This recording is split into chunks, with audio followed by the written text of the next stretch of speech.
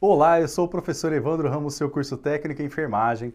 Estamos trabalhando juntos aqui a disciplina Enfermagem em Centro Cirúrgico e Central de Materiais.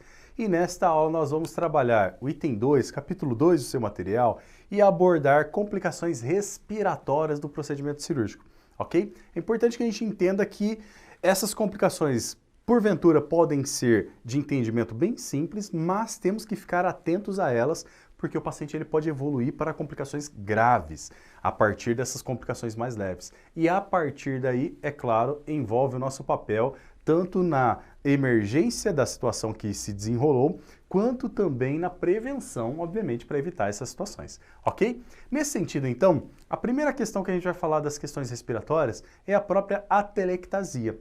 A atelectasia, ela está relacionada literalmente com o colabamento dos alvéolos, ou um fechamento da luz dos alvéolos. Pode acontecer por uma contração, literalmente, do pulmão e literalmente o fechamento dos alvéolos.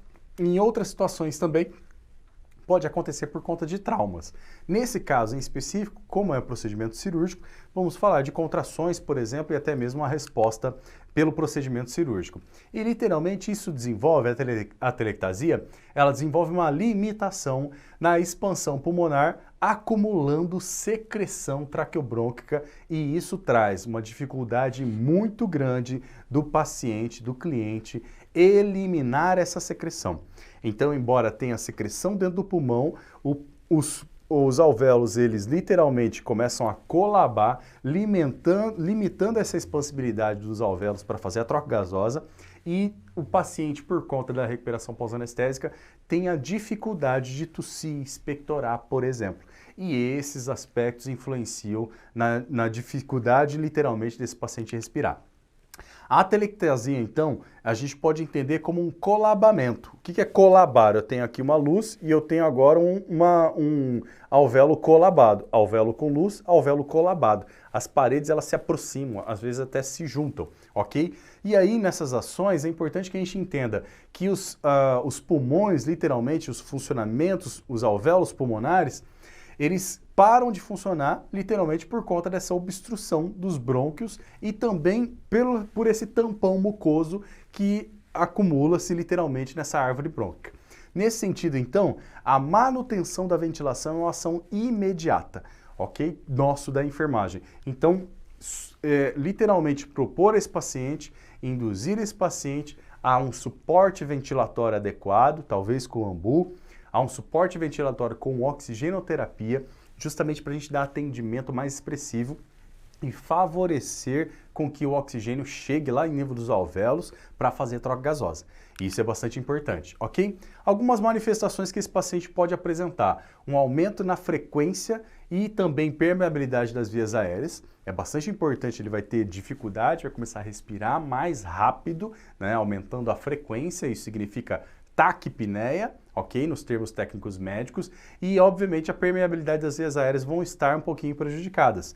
Isso vai desenvolver uma dispneia, uma dificuldade de respirar, e também uma hipoventilação.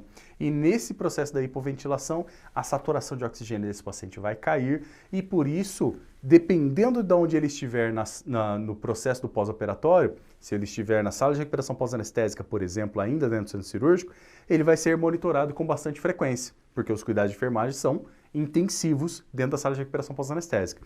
Agora, se ele já estiver na clínica, eu tenho que ter a equipe de enfermagem também fazendo acompanhamento, sinais vitais com uma frequência um pouco maior também, justamente para acompanhar de maneira mais expressiva esse paciente, ok? Lembrando que a gente segue literalmente a rotina da instituição e os protocolos de enfermagem padronizados para a área do centro cirúrgico e cirúrgica de maneira geral, mas também temos o protocolo da própria instituição, que pode ser um pouquinho mais rígido em relação aos cuidados de enfermagem, por exemplo.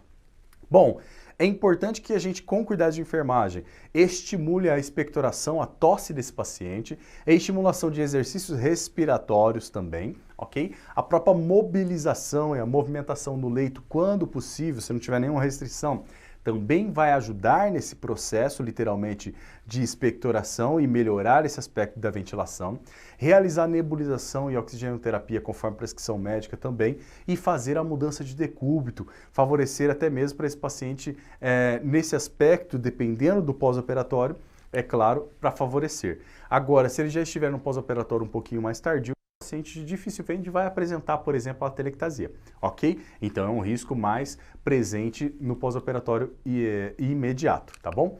Nesse sentido, então, falamos nessa aula, lá no capítulo 2 do seu material, sobre as complicações respiratórias e especificamente sobre a atelectasia, ok? A atelectasia não bem identificada ou não tratada, ela pode evoluir para uma parada respiratória, uma insuficiência respiratória, uma parada respiratória.